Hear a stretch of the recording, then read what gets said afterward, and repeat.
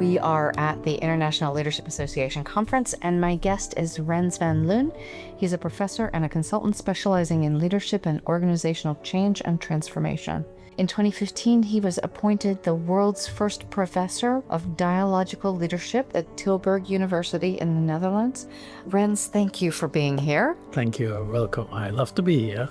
Do you want to tell us any more about your background before we go into dialogical leadership? I started as a philosopher studying philosophy, particular ethics. After that, I started to do research into the role that symbolism plays in your self-narrative. So there are people who say, I am like a tree, or I love to be in an environment where you have the flow of a river. It's the narrative that you construct and reconstruct over time about yourself. You develop and redevelop, construct and reconstruct, define and redefine over time. From developmental theory at the later stages, most people believe everything is constructed. There is no truth. There is my observation of what happened, what I've experienced, and the meaning I attach to it is true for me. I would add one word to that. Everything we think about truth is relationally constructed. Like I showed you the photo of my youngest grandchild. There is no concept of truth in her yet. It will be over time relationally constructed and reconstructed between her and her environment, primarily the mother, the father, the grandmother, grandfather, and so on in the family. When you become older, like when you are at our age, for instance, you can also decide to really change something. So to really acknowledge that you can't know the truth, but that truth is always a relational construct between individuals and culturally and in society is a huge shift in thinking and also in how you feel. I've presented this to grad students, this idea that there is no absolute truth. And I remember one student being very angry with me. He was so offended by the idea that there's biblical truth. And if that's true, it's not socially constructed. It's not relative. It's true. I imagine that this thinking can create some pushback for some of your clients. Yeah, absolutely. So for instance, this morning when I did this session on big data, I referred to a conversation that I had with the CFO and I said, data don't exist. Then I referred to the same thing. So data are always relationally co-constructed over time. So data are human produced, are human product. And he said, Rens, please stop. You can leave now. Yeah.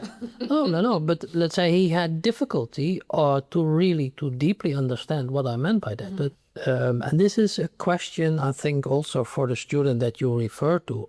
People want to have a point somewhere in themselves or in their environment where they can rely on. So the moment you say there is no truth, what happens? If I look at how you work with students, but also with little children, children want to have, let's say, a point of view that they say, okay, this is the point of view that we are holding now. And if you just take that away and say every time we have to reconstruct and rethink, there must be maybe that's another level. For little kids, the truth is you don't play in the street, period. There is no relativity about that. My children don't play in the street. As we get more sophisticated in our thinking, they need to be more nuanced, and it can't be in these situations we don't do, and I continually reevaluate. But I have to have the level of maturity to be able to hold the fact that it's a relative truth. You are born into a culture.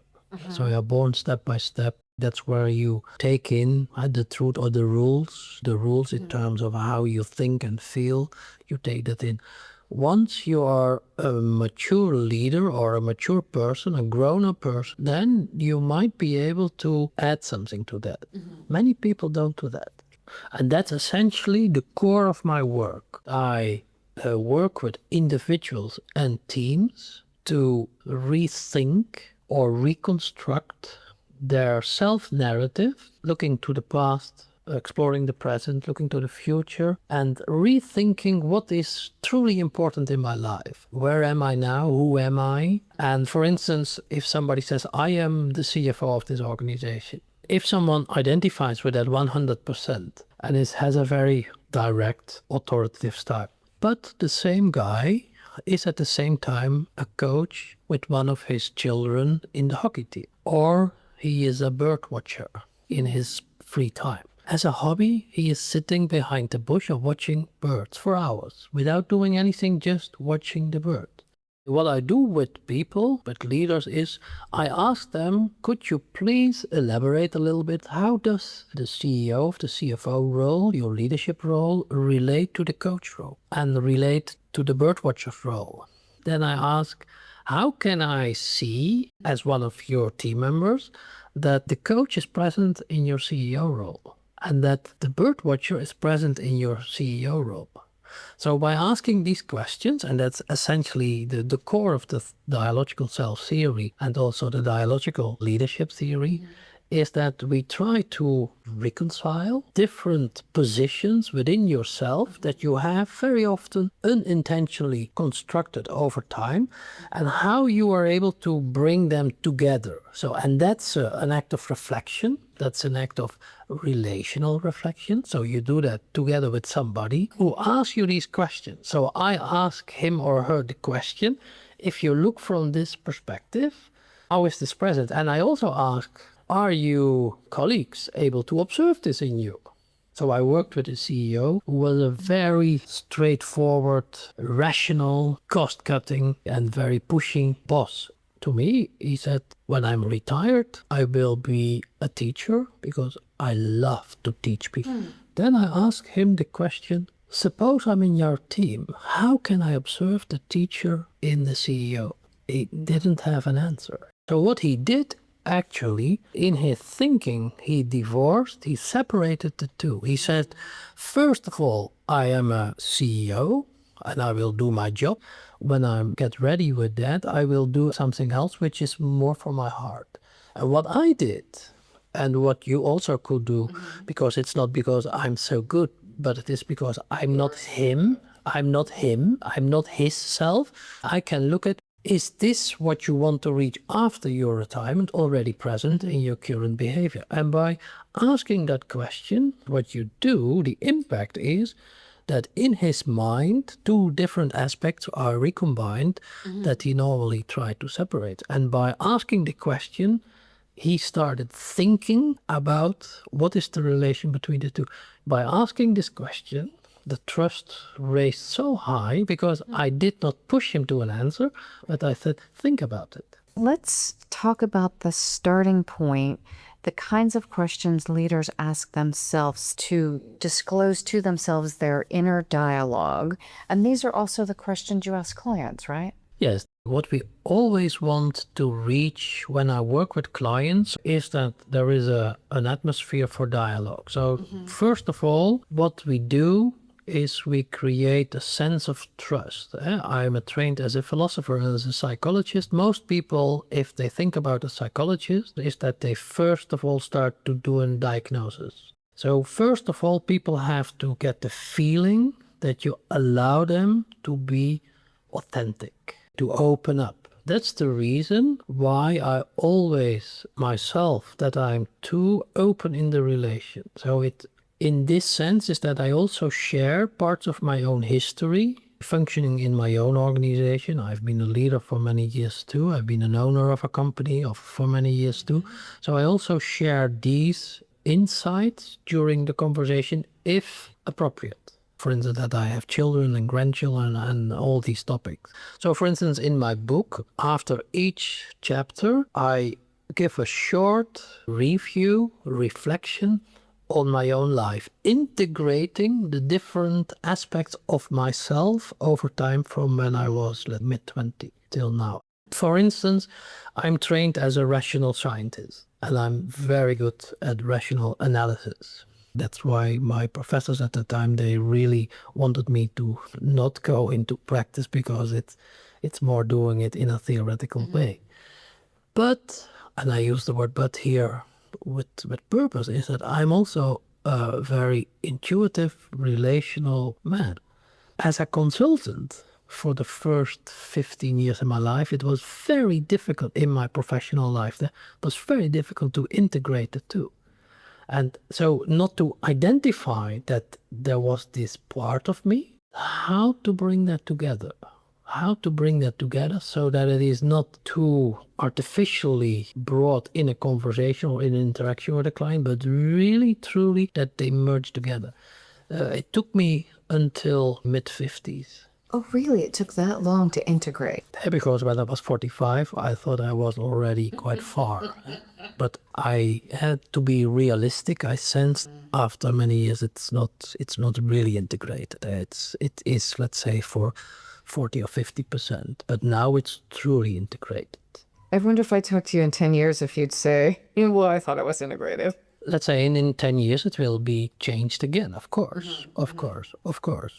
But let's say the fundamental discrepancy that I sensed when I was 28, 35, 45, 55, that's really changed. Unless something terrible happens in my life, you don't know. But normally when my life continues as it is doing now, let's say it's fairly stabilized and fairly integrated. And I would say, being also over 50, that there's something that happened around 50 for me that did allow me to shift. And my vision of myself changed. That has rippled through every facet of who I am, how I show up, and certainly how I lead. And that's the same with me. So it's after 50 that I, for instance, also realized that I only live one life. And the birth of grandchildren was very special for me. So I describe it often as it's a gift of life where you can sense that your love, how I love my children and the grandchildren, is at the same level. So my family is now, it's a big family. And I feel very much love for them. And I realized that. And I also realized that I cannot walk away from what is my destiny or what is my course of my life. Agreeing that your life has a direction, that there is a sense of purpose, that there are values that I want to follow. And they were integrated, let's say, somewhere between 50 and 55. How does that integration then connect back with organizational leadership? Many leaders in modern organizations are not well integrated in these different aspects in their, technically we call it different I position, different facets of their self. And very often with people between 45 and 60, for the first time they talk about this for the first time in their life. And for the first time in their life they start thinking about, for instance, what I said, the hockey coach and the CEO role, how they are related and how they could introduce the hockey coach into the CEO role. And that this would make them more effective, but also more authentic. Because very often they say, when I am at the field with my children, then I feel myself. When I am bullying, when I am pushing my employees, it doesn't feel good. It's good that it doesn't feel good to be bullying your It employees. doesn't feel, because they also, when they are talking with me, they understand that it is not the right style to work. And maybe it works, but it is not the right style, let's say, to positively influence your people. So this is what we very often see, is that people become aware how they might integrate these quite easily. Why? Because are not coming from a list that is not you. They are coming from somewhere in your system, but they have a position, and then I make a hand movement and you can see that, but the listeners can't see that, but it is behind the other hand. So bring it to this position. So that they're side by side. Side by side instead of hidden behind the other one, because it is there. Like when a CEO has been a sportsman for 20 years, you can see it in his nonverbal behavior. I mention here an example of one of the managers who always has been a black belt karate teacher. So if you meet with a black belt karate teacher, you meet with someone who is physically very, very present. While a technical engineer might be somebody who is rationally present, but not non-verbally present, not physically present. But people very often don't know what they observe, because they meet with you as a rational engineer, as the manager of the organization. So the only thing is that they subconsciously get a little bit confused because the two images do not match, but also internally, we see that people struggle with this. And by having a dialogue with somebody else who asks them questions about these different positions, how to relate them, that's the internal dialogue, and also how they make that visible for the outer world. I did a voice dialogue practice where we were to identify different parts and almost as if they were sitting in the room and thank the different parts. So I've got the controller who makes sure I get up out of bed in the morning when the alarm goes off. I don't always like that voice, but it makes sure that my day starts relatively functional. I've got the one who makes sure my clothes get put on and I get in the shower and all of those voices. And then there's someone who's kind and compassionate. And each of those voices seem important, if overused, damaging. So there is a lot of similarity with voice dialogue, and there is a difference. There is no fixed or deeper or higher. Got it. Okay. So there is a process of reconciling, or there's a process of polarizing, of a process of complementing. So the fundamental view is that self is relationally co-created over time, and it is internalized, and very often it is like made static, so that you say, this is how I am. I'm rational. No, the little child just born, she can go in all different directions. Of course, there is a genetic influence. So also, and that's the risk of voice dialogue, that there is something like a higher integrating force in you. When I go to the dialogical self theory and the dialogical leadership theory, it is you have to create space.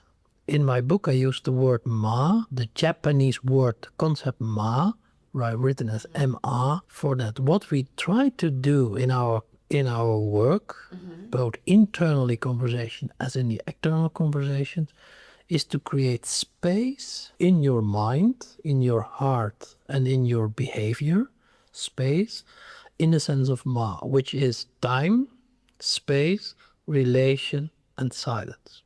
Are you able to take the time? Masayoshi Morioka, who introduced the concept of ma in one of his studies, he said, are you able to take a pause? So when you are identifying yourself with your role of being an interviewer or being an innovator, or are you able to build in a pause, to take a pause and to just look at yourself, being silent in space and in time, staying in relation with yourself and stay in relation with the outer world.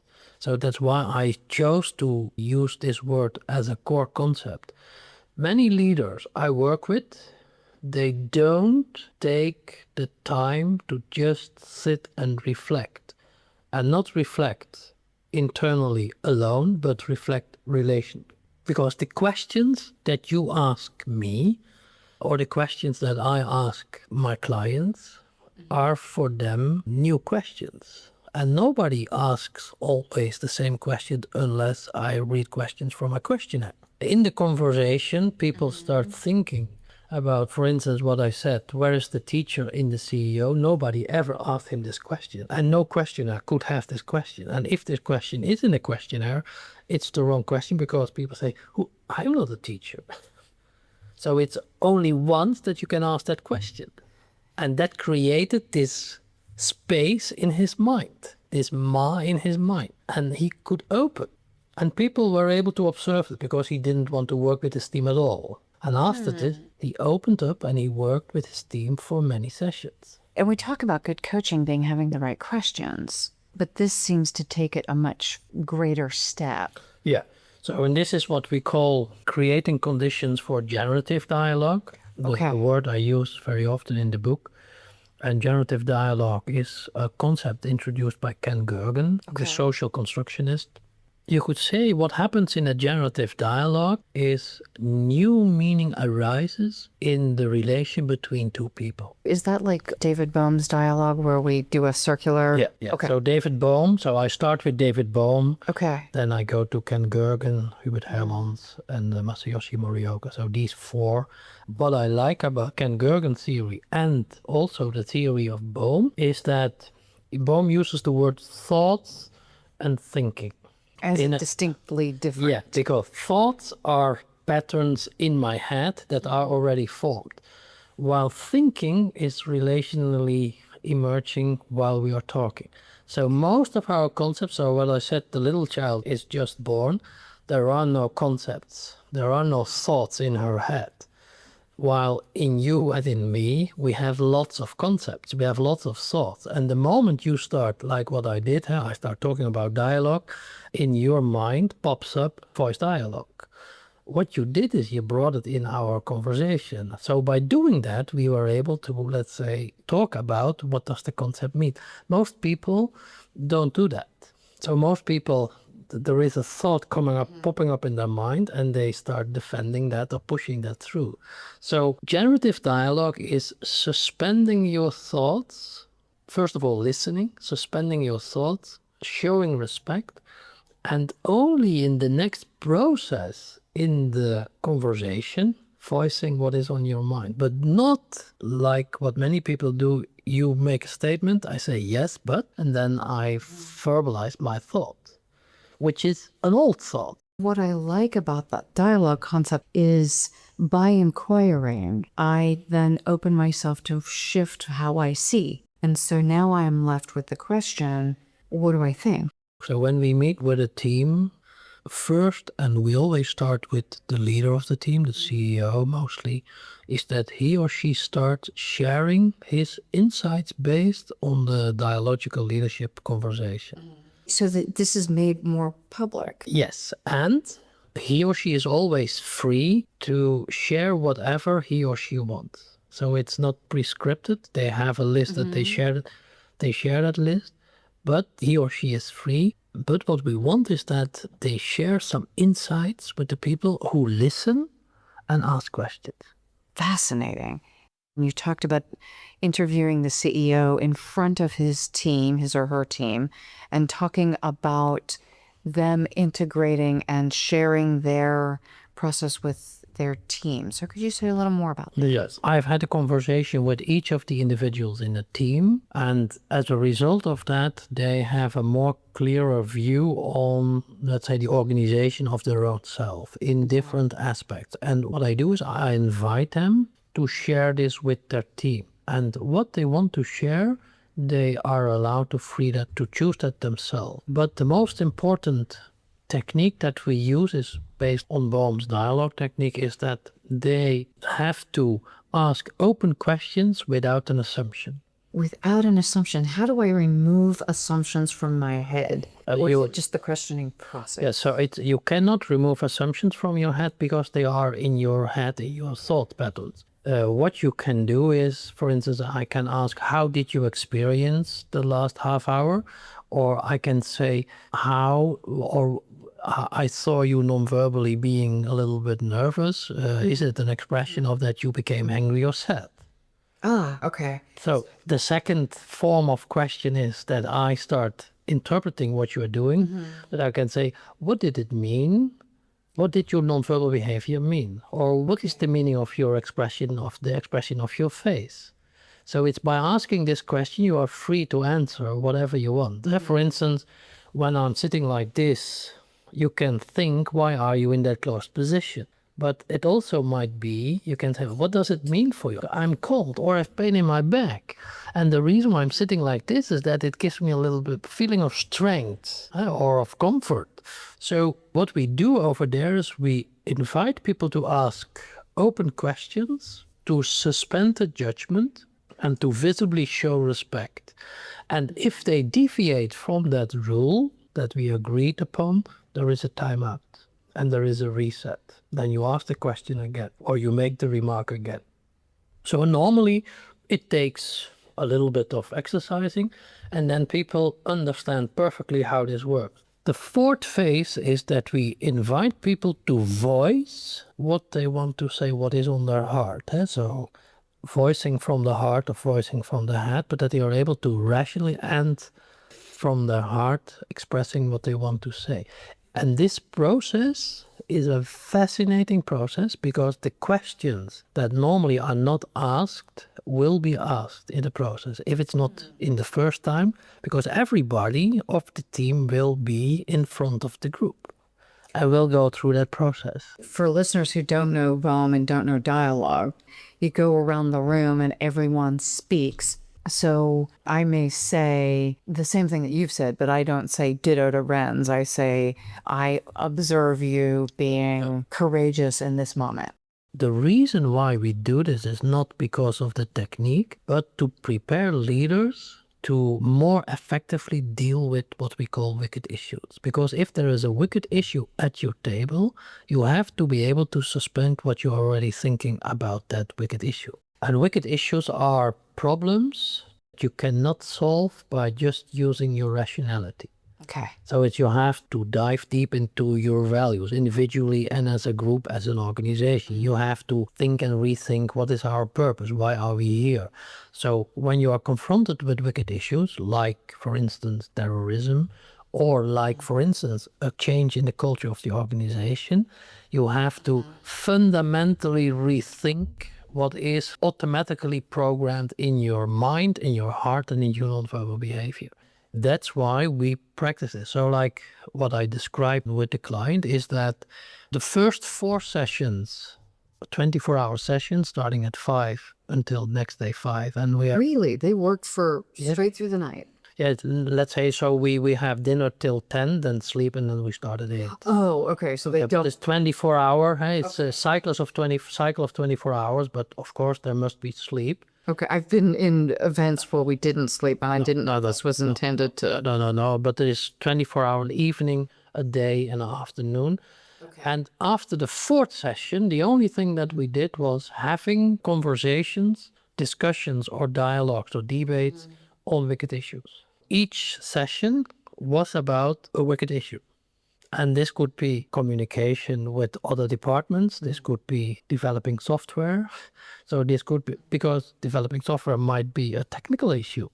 But if you talk about something that is a taboo in an organization, it is a wicked issue. And for a wicked issue, you have to start opening your mind and sharing and synchronizing or leveling. And based on that, you start working towards a solution. And you don't start the first session with a wicked issue because it's too much. And people are not able to do that. Well, we started with Christmas cards, I think, which took for stinking ever. But the point wasn't the Christmas cards. The point was building the acumen to do this so that when we had other issues, we could do it. So, and that's the reason why you have to prepare the mindset of people individually for being intervened while they are in that session. That's the reason why you have to build trust and security. So if I block a CEO who is never blocked, if I block a CFO, if I do an intervention, a timeout, who is never timed out, normally this does not happen. And you cannot do that after the session. You cannot after the session give feedback because people don't remember exactly what happened. While if you do the timeout real time, you say now stop after the 3rd word in the sentence, then people feel immediately, okay, something is happening. This is the impact of what we are doing. So it's for individuals. They start realizing that there is no one, we call that container self as a leader, that is the same over the whole time of their career, but it is developing and evolving, and very often unintentionally. So they do not by intention know what was or what would be the next step. So they reconstruct this afterwards. But there is more, and this is what we add in these conversations, is that we brought these different elements together. I use the word reconciling or integration. Then let's talk about the impact. These are your most expensive employees. They're investing a lot of time and energy in this process so that they can solve wicked problems. How would you want to explain the impact? So the impact is huge in this sense that they are very well paid.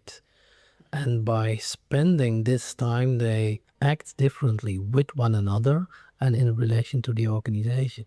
So because a characteristic of strong leaders in an organization that they dare to open their mind and suspend their judgment rationally, emotionally, and non-verbally while being in relation with people directly around them and in the whole organization.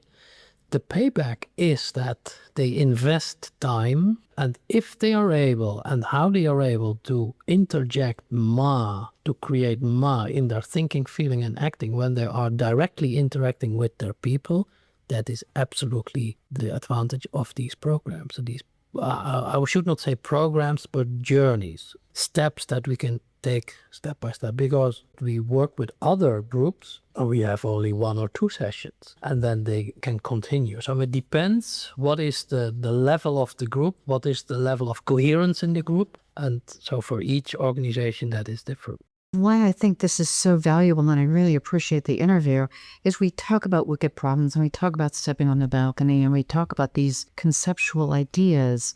But what I haven't heard, and I haven't done interviews on this, is what does the actual technique look like that allows leaders to deal with the intractable problems where they need to change their mindset or their thinking or their nonverbals. But often the framework and the construct that are in their heads are outdated for the challenge they're facing. In the book, I call this new challenges and old habits. So there are old habits in your mind and your behavior and your feeling, and you have new challenges. So you have to readjust, you have to rethink, which is not easy. It's painful, it's difficult. So that's why you have to do that together. And the reason why I do not use the word interview, I use the word conversation and dialogue. So start a conversation and the dialogue, a generative dialogue, where there is new meaning emerging in the relation. While in an interview, you try to enable to facilitate the other person to talk and to gather information. And this is about new meaning making. And it's about new meaning making. That is what we fundamentally call generative dialogue. Rens, thank you. This is brilliant, and I so appreciate your time. To make sure our listeners can follow up, can you give the name of your book and any kind of contact information beyond what's on the website? Yes, I recently published a book with Springer, which is entitled Creating Organizational Value Through Dialogical Leadership. The subtitle is Boiling Rice in Still Water, and you can already think a little bit about the meaning of this subtitle after what you have heard in this interview. And of course, you can contact me via email if you're interested in working with us. Brilliant. Thank you.